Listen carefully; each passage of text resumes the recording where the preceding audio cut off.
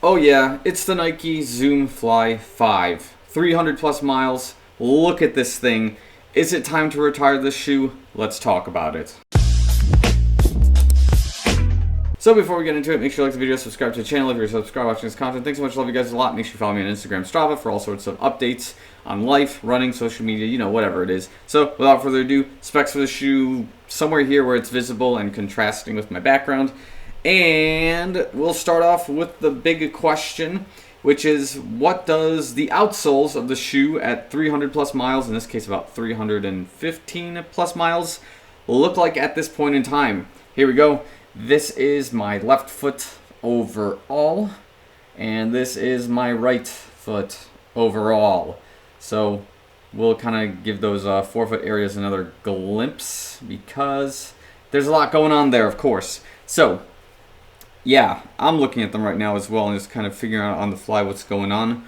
And I think I have my consensus here very well. So, of course, to mention, I've done a few reviews on this shoe already in past time, about every 50 to 100 plus miles or so.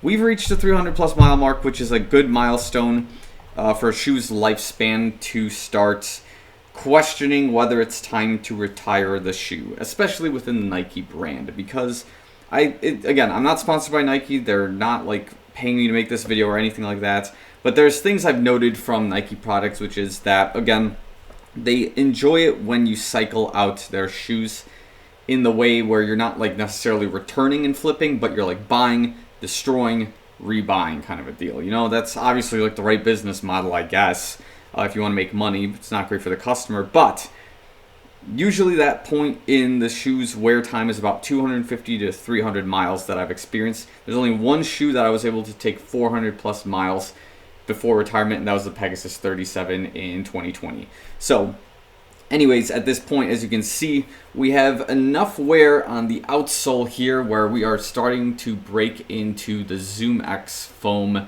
itself, essentially. And that's kind of intriguing. That's usually when I start questioning whether the shoe needs retirement or whatnot. And yeah, overall, let's just kind of start from the top here with the question of, should I retire this shoe at this point in time? The TLDR is too soon to tell, but there's signs that it's coming real soon. I'll start explaining, right? So yesterday, when I was taking this run on the shoe on a run during the treadmill, I had, for the first time in a little while, like some back soreness going on. It wasn't immediately after the run; it was like an hour or two afterwards, which tells me, like, after my back has decompressed from running and I'm sitting and I'm relaxing, there's some sore points, which means that areas of the shoe are starting to not function properly in terms of support for the rest of your body. Because it's not just like a foot thing, it's not an ankle thing, not just legs, quads, hips. It goes further than that, right? So if you're starting to feel soreness in your back or your shoulders from running in a shoe that's worn out, that's kind of a sign that maybe the shoe is starting to fall apart in terms of the support it's supposed to guide you through. And this is a very special example because, again, if this was like any other shoe without a carbon plate, then maybe there's other factors to consider. But if the shoe is worn out and it's falling apart but has a carbon plate, you're still going to get some kind of advantage from the shoe overall in terms of speed, maybe a reduced heart rate because you're having a much more greater response with the rebound in the carbon plate, etc., etc. And what happens is you're not starting to feel aware of the sore points of you running. So another thing that I can use from like a personal example was all last week I was fairly tired and beaten up all week during my runs, but because the shoe is so responsive and has this like carbon plate and the Zoom X combination, it's hard to slow down in this kind of shoe, right? Because you're going to have such an amazing response out of it. So when I'm thinking to myself, hey, I should have an easy run, the Zoom X5, the Zoom Fly 5, this particular shoe is going to be the shoe that is going to get excited and push me into like a 7:15 to 7 minute per mile range, even going up hills when I'm trying to like tone it back to like 8:30, maybe 8:25 pace. So that's just something, again, I've noticed, and I'm trying to like avoid following the shoe in this sort of direction when it wants to push and I'm like pushing in the shoe, because then what happens is I get like the calf soreness that I have now, where like one leg is oddly sore and kind of beaten up. But and then again, you feel like the stuff in the back as well, and now you're thinking, okay, I didn't do anything unusual weightlifting, so what's going on? And in this case, it could be that the Zoom Fly 5 might just have weak points in the foam, in the external, rubber structure that are causing your body to take a hit in order to sustain the speed that you would otherwise have in the shoe. And as if we look also at the foam structure of the ZoomX, not necessarily the lime green sections, but I would say like more of the beige sections of the shoe, you can see that the foam is starting to have those crack points in the shoe. And I think what happens after a while is when those stress points become too much, then the shoe loses that advantage from the foam and it starts sinking further than the shoe may be intending to. So as we can see, we have that area here in the forefoot area where it's kind of got this like wave pattern going down. We have the common areas here on the inside areas of the shoe where when you're running, of course, the shoe is going to sink inwards a little bit. It's going to, I guess, pronate just slightly, and that's a design of this particular shoe, is to sink in that way.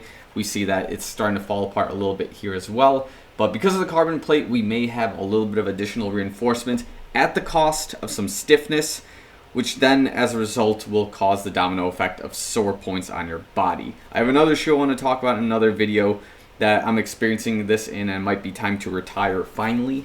But yeah, that's just some of the stuff I'm observing here. And then again, the outsole area with the forefoot area being completely burnt out, and then there's just like midfoot area being almost completely polished out to the point where the ZoomX is sticking. Not good in the right foot.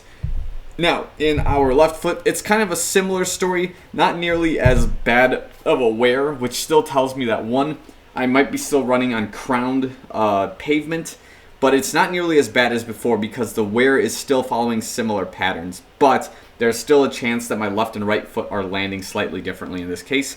And as we can probably observe, again, the inside area of the shoe with the foam is basically caving in the similar spots as the right shoe.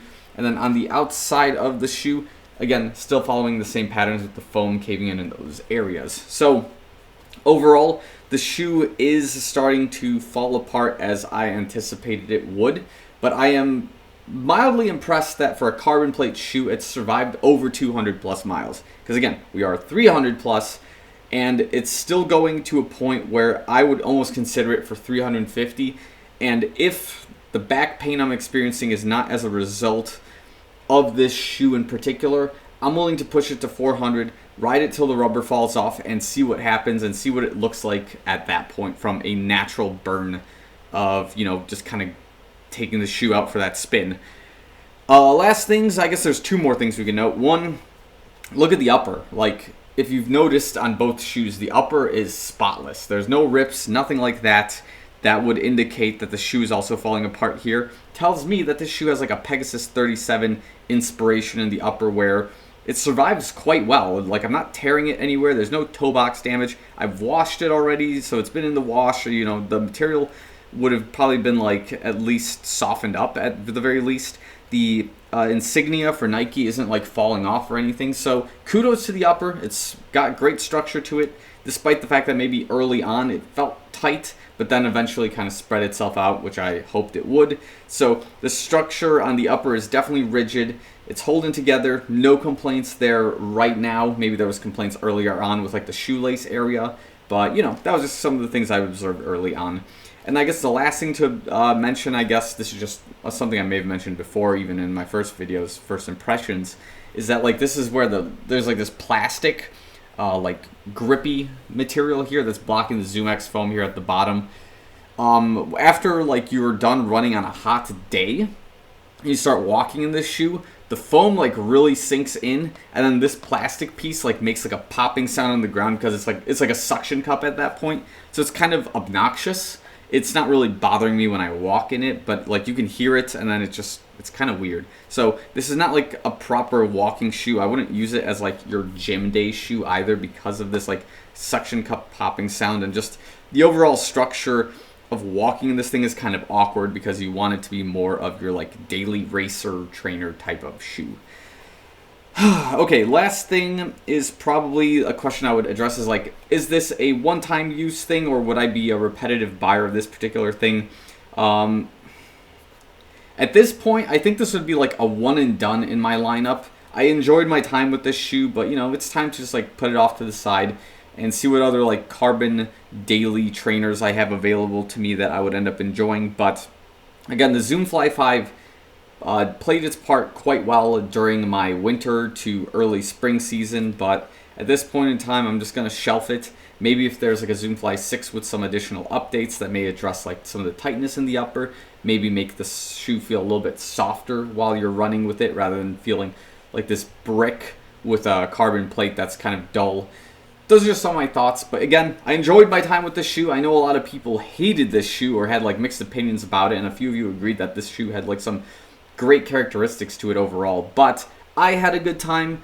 At this point, if there's going to be a 350 or 400 plus mile review, it'll maybe happen, but at this point in time, I'm leaving the shoe on the retirement line, unless, you know, I change my mind after this video and try to push it to 350 for you guys. So I'm going to leave the shoe review here. Thanks so much for watching. See you guys in the next one.